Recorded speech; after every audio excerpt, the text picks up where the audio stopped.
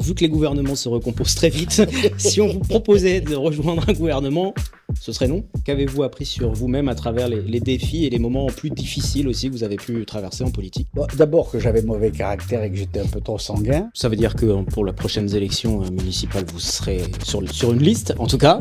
Oui. Peut-être tête de liste. Une chanson ou un livre qui reflète votre vision de la politique. Vous avez le droit d'être spontané. Oui, mais si je suis spontané, oui, j'ai bien tout senti. le monde saura que je suis un anarchiste. Ah, d'accord.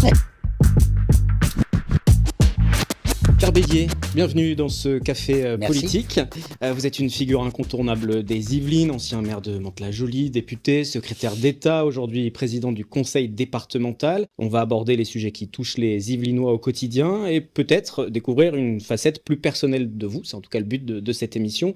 4e numéro, toujours disponible en podcast audio sur Apple et Spotify et puis en vidéo sur YouTube, tv78.com et puis bien sûr sur l'antenne de TV78. Alors, quelques questions, c'est la tradition. Vous répondez le plus spontanément possible et le plus rapidement possible. Si vous deviez résumer votre parcours en 3 mots, ce seraient lesquels? La passion, le gaullisme, Jacques Chirac. Eh bien, la question d'après, c'est une rencontre marquante, justement, qui a influencé votre parcours politique. Il y en a eu 2. Ça a été d'une part Jacques Chirac et d'autre part Franck Borotin. Est-ce qu'il y a une période historique ou une figure politique, vous nous l'avez dit, mais peut-être une période historique qui vous inspire plus particulièrement? J'aime l'histoire, j'aime toute l'histoire de l'âge de bronze à aujourd'hui. Bon, la période sans doute la plus passionnante, c'est l'entre-deux-guerres, cette montée vers la barbarie.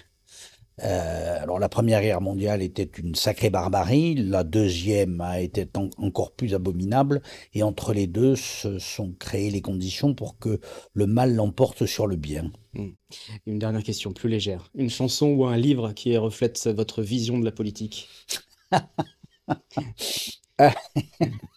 Vous avez le droit d'être spontané. Oui, mais si je suis spontané, oui, j'ai bien tout senti. le monde saura que je suis un anarchiste. Ah, d'accord. J'aurais facilement cité Brassens. Ah oui, effectivement. Oui. Et donc, on va revenir sur le premier thème, peut-être. Allez, le chant du départ. Un chant du départ. Pourquoi le chant du départ, alors?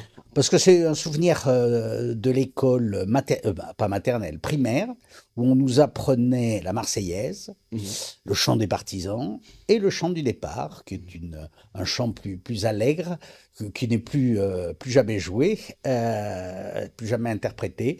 Mais c'est le souvenir pour moi de l'école républicaine qui a été mon creuset.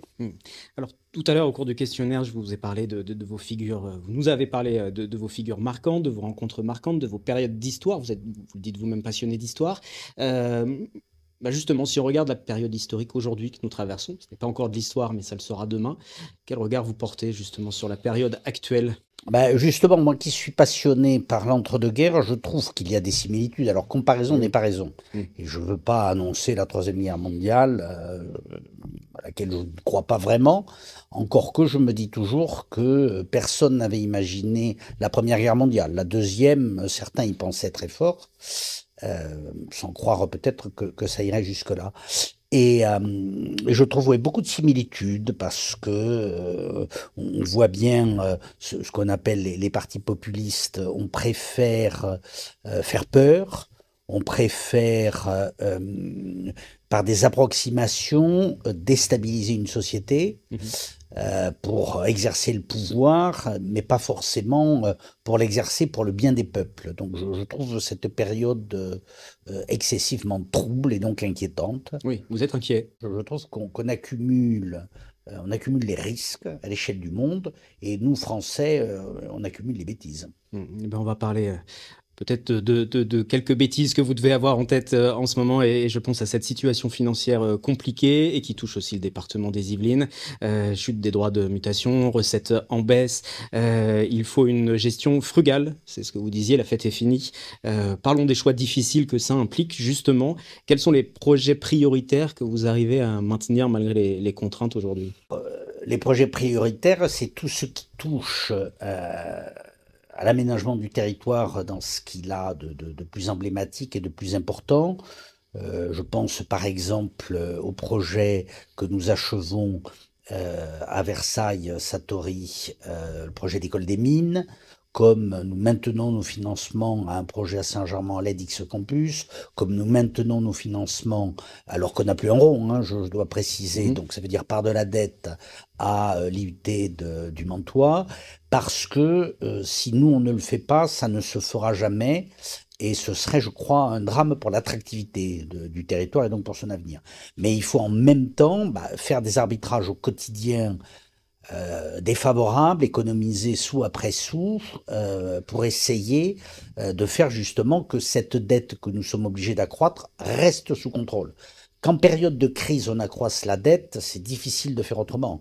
Mais il faut l'amener dans des limites pour être certain qu'à la sortie de la période de crise, on fasse baisser cette dette. Et quand je parlais des bêtises françaises, celle-là n'est pas la moindre. On ne l'a pas fait.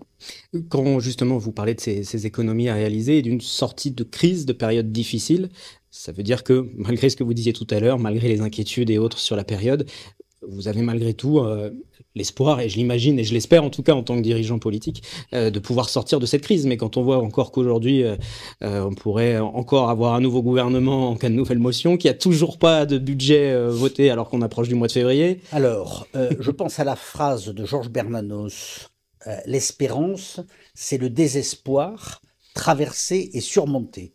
Disons que je rentre dans une phase d'espérance, parce que nous avons une année 2024, nous, département des Yvelines, particulièrement abominable.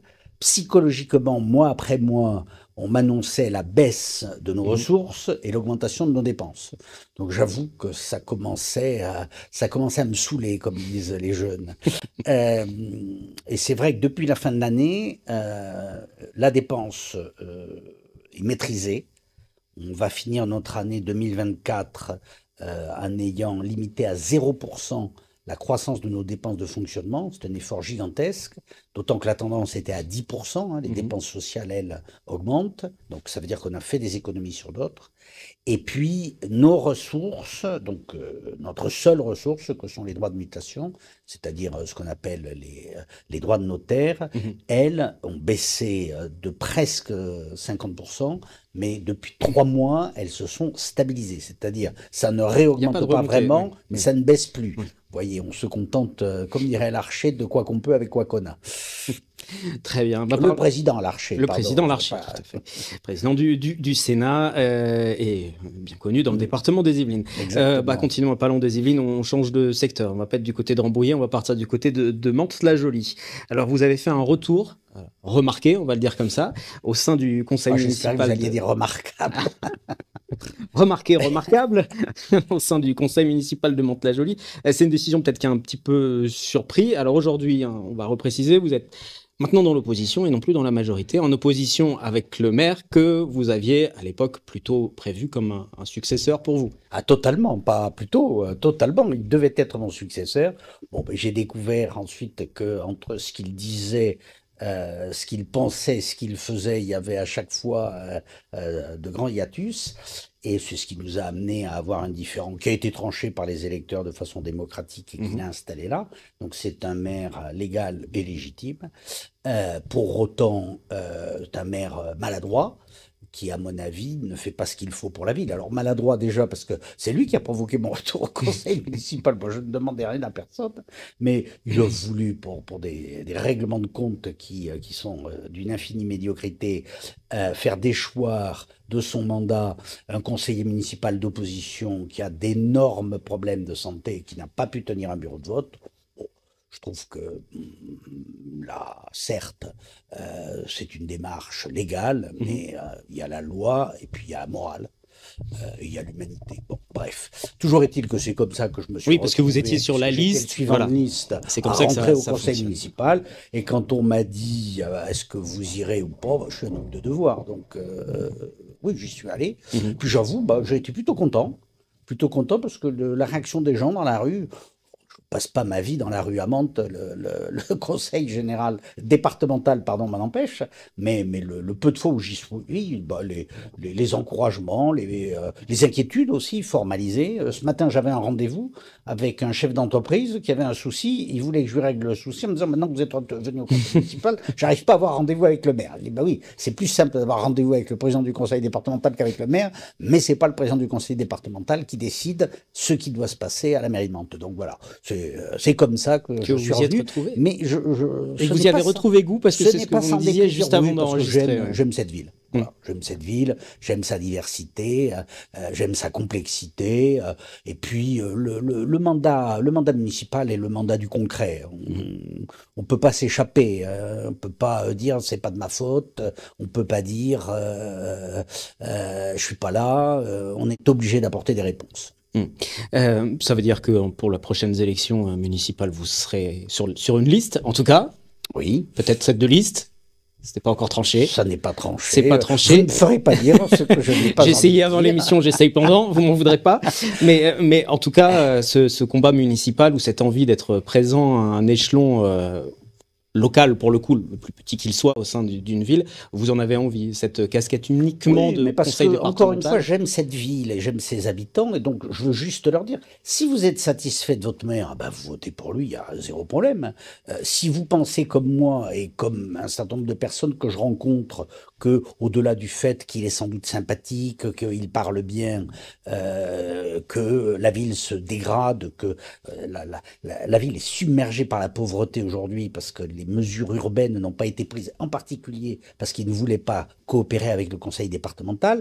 Si vous pensez donc que la ville peut s'en sortir comme elle l'a fait par le passé, par un partenariat avec et le département, et la région, et l'État, mais surtout par une volonté politique et un cap politique très fort, il faut changer le maire et mettre en place une nouvelle équipe. Voilà. En tout cas, le programme, ne branchez pas sur moi. Le programme est déjà écrit, en tout cas. On va faire la soirée, là. On est déjà... alors, par contre, on va parler de sujets toujours peut-être clivants. En tout cas, vous avez une longue carrière politique et elle est marquée par des prises de position nettes, et notamment avec les Républicains également. Votre famille de toujours, que vous avez décidé de quitter. On peut revenir sur ce choix que vous avez pu faire et qui est encore aujourd'hui assumé? Ah oui, j'étais au restaurant. Je vais lui faire de la pub. La Tour à Versailles, en train de manger mon steak tartare, quand j'ai vu le message de l'annonce de Monsieur Ciotti. Et je ne vais pas laisser refroidir le steak tartare puisqu'il était déjà froid, mais j'ai donc rédigé immédiatement un message pour les réseaux sociaux pour dire que je quittais les Républicains. Toute alliance avec l'extrême droite est contraire à l'intérêt national et justement à toute la morale politique du gaullisme. Bon, donc, c'était pas possible pour moi de rester dans ces conditions. Je reviendrai peut-être dans ma famille quand je serai à peu près certain que ce genre de tentations ne reviendront pas. Ce qui pour moi n'est pas encore une certitude, et ça a été un crève-cœur parce que c'est la base de mon engagement. J'étais, puisque vous ne cessez de rappeler que je suis dans le paysage depuis n'y voyez rien de désobligeant, mais non, c'est la réalité, je comprends très bien. Et donc moi j'étais à la création du RPR en 1976. Donc c'est quand même une sacrée tranche de vie, et ça a été une extraordinaire tranche de vie, avec ses bas bien entendu, mais aussi ses hauts et ses moments de très grande fierté, de très grande joie, de très grande émotion. Justement, sur ce départ des Républicains, vous n'avez pas été le seul, et on peut dire aujourd'hui que tout l'arc politique est complètement recomposé quand vous voyez qu'aujourd'hui, alors on peut même pas parler encore de majorité, mais on est quand même sur un grand écart de la gauche plus traditionnelle jusqu'à la droite. Ça signifie quoi? Qu'il n'y a plus de partis aujourd'hui, il y a un centre vague et des extrêmes? Ça signifie que le macronisme, qui a fait exploser le rapport gauche-droite, dont on aurait pu penser qu'il était une bonne chose, s'est avéré être une catastrophe. Bon. Je comprends bien que des gens y aient cru et que des gens se soient dit on va tenter ça. Bon, c'est un échec. Donc, et c'est un échec complet, total, absolu. Donc, il faut naturellement que tout ça se recompose, mais il faut que cette recomposition soit faite par paliers. Et je pense que dans un premier temps, il faut que, et c'est ma mission, me semble-t-il, moi dans les Yvelines, puisque vous l'avez fort bien dit tout à l'heure, n'ai pas d'ambition nationale, mon ambition est départementale, elle est locale, c'est de rassembler tous les modérés, pour faire qu'on ne se retrouve pas avec des élus extrémistes. On a déjà eu un député LFI, et en particulier à Saint-Quentin-en-Yvelines, on a bien vu les résultats. Sur la 11e. Oui. Ça n'a pas été du bonheur. On a passé de très peu la correctionnelle. On aurait pu avoir des députés Front National ou Rassemblement National, peu importe, d'extrême droite. Je ne suis pas sûr que ce soit une très bonne chose. Je suis même certain du contraire. Donc ce que je veux éviter à tout prix, c'est qu'on ait des maires, parce qu'alors là, c'est la vie quotidienne qui en serait impactée, des maires venant de LFI ou venant du Rassemblement National. Et que pour ce faire, moi j'ai vu un maire Rassemblement National justement dans l'emploi. Oui, j'étais assez content de ma formule, hein, il fait rien mais il le fait bien. Donc bon.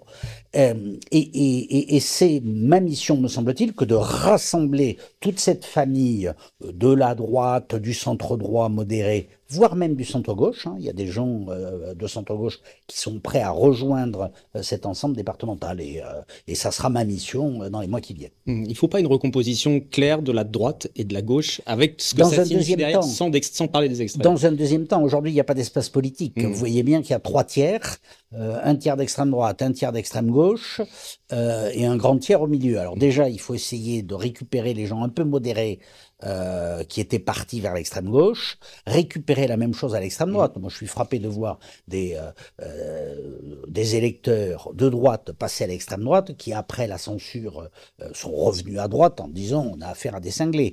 Donc, bon, tout ça va se faire, mais c'est dans un deuxième temps. Nous sommes des grands brûlés. La vie politique française, on n'imaginait pas qu'un jour, le rythme de constitution des gouvernements dans la Ve République serait plus rapide que dans la 4e. Oui. Quand même une nouveauté. Ça veut dire qu'on est au bout de la 5e aussi, peut-être? Non, parce que c'est ce qui a marqué la fin de la 4e. Moi, je ne crois pas. Je pense que on découvre que, comme en toute chose, les textes, la loi, la Constitution, c'est une chose. La pratique des textes, de la loi et de la Constitution, ça n'est une autre. Et la pratique catastrophique du président de la République, aujourd'hui, c'est une évidence de le dire. Enfin, la dissolution en direct, un soir d'élection, certes importante, mais qui n'engageait pas l'avenir de la nation, qui étaient des élections européennes, dissoudre comme une espèce de vengeance caractérielle et puérile. Bon, on pouvait imaginer mieux. Donc, venant d'un homme intelligent qui a porté une espérance, c'est d'autant plus brutal. Vous avez dit tout à l'heure qu'on n'avait aucune ambition au national. Vu que les gouvernements se recomposent très vite, si on vous proposait de rejoindre un gouvernement, ce serait non? Non, je pense qu'il y a un temps pour tout. J'ai été passionné par mon engagement national. Je pense qu'une nouvelle génération maintenant doit venir aux affaires, comme une nouvelle génération doit arriver même dans les affaires départementales. Après, nous sommes à un moment un peu critique, et il faut quand même qu'il y ait des hommes d'expérience dans l'aventure. Et je ne doute pas qu'à droite, il y ait suffisamment d'hommes d'expérience pour accompagner ceux qui en ont un peu moins à l'échelon national. Allez, une note positive. Tout de même, on a parlé de choses négatives et d'inquiétudes. Malgré toutes ces contraintes, même budgétaires, faire mieux avec moins, c'est aussi possible. Je voudrais prendre un exemple, puisque c'était aussi d'actualité dans l'actualité du département Solimusée. Oui. Est-ce qu'on peut parler de cet exemple-là, par exemple? Projet inédit, ce dispositif inspiré d'un modèle canadien qui permet de prescrire des visites de musées à des fins thérapeutiques, et ça a été porté par le département des Yvelines, malgré toutes les contraintes dont on parlait tout à l'heure. Oui, parce que d'abord, ce n'est pas des sommes extravagantes, on parle de 50 000 €, et ensuite nous sommes vraiment dans notre cœur de métier, c'est-à-dire que malgré toutes les économies qu'il faut faire, je pense qu'aujourd'hui, nous ne devons pas perdre de vue que le département, c'est la collectivité des solidarités. Solidarité territoriale, tout à l'heure j'ai évoqué des grands dossiers, X Campus, l'école des mines, l'IUT, mais aussi solidarité humaine. Or, nous sommes dans un monde de plus en plus brutal, et il est donc très important que l'on puisse permettre, par l'accès à la culture, par le musée, à des gens malades, à des gens handicapés, à des Yvelinois, de pouvoir se soigner par la culture. J'y crois énormément. Alors certes, ces 50 000 euros, il a fallu faire des économies par ailleurs. On a donc suspendu certains programmes, comme l'accès des élèves de collège au théâtre. Ça a été une discussion, parce qu'on était très attachés à ce programme qui existe depuis 20 ou 30 ans, mais dont on pense qu'il faut le réinventer et sans doute l'orienter d'une façon un peu plus sociale, donc plutôt vers des familles ou vers des zones, je pense en particulier aux zones politiques de la ville, où justement on est très loin du théâtre. Bref, il ne faut pas hésiter en permanence, et c'est ce que j'essaye d'insuffler dans l'administration départementale, qui se mobilise de façon remarquable, mais qui, comme toute organisation humaine, a ses habitudes. J'essaye d'insuffler cette idée qu'il faut se remettre en cause, il faut essayer d'avoir des idées neuves et faire que ces idées neuves soient aussi pertinentes que les idées anciennes et qu'elles coûtent un tout petit peu moins cher. Et c'est une philosophie qu'il faudra appliquer, même si les choses venaient à devenir meilleures aussi. Oui, parce c'est peut-être un regret, je ne sais pas comment le qualifier, mais il aurait fallu peut-être aussi se le dire plus tôt. C'est aussi, alors là, je parle tout parti politique, tout responsable politique, peut-être quelquefois quelque chose qui a été oublié. Oui, je suis assez d'accord avec ça, parce qu'on a toujours une tendance pour la facilité. On préfère descendre que monter. Descendre, il n'y a pas besoin de pédaler. Monter, c'est absolument indispensable. Et donc, oui, c'est la loi du moindre effort. On a plutôt un département bien géré. Je tiens quand même à dire devant vous, on est le département qui dépense le moins en dépenses de fonctionnement, c'est-à-dire en train de vie. On est le département le plus radin de tous les départements, justement pour investir davantage. Mais c'est vrai que je pense qu'on peut encore faire mieux. Faut être en permanence sous tension. Le monde de l'entreprise le sait bien. Je ne veux pas opposer les deux mondes parce qu'ils n'ont pas les mêmes missions. Mais récupérer du monde de l'entreprise ce souci de l'optimisation, je pense que ça ne pourrait que faire du bien au monde public. Et puis ça réconcilierait peut-être aussi les citoyens avec leurs responsables politiques, de voir aussi que parce que ça voudrait dire un peu moins d'impôts.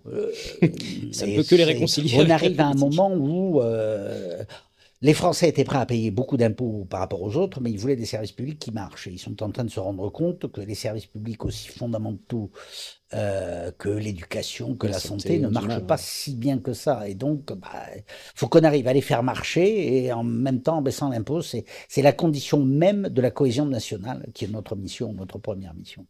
On va terminer maintenant par quelques questions encore, avec toujours quelques réponses rapides, mais sincères. Un lieu dans les Yvelines qui symbolise votre engagement?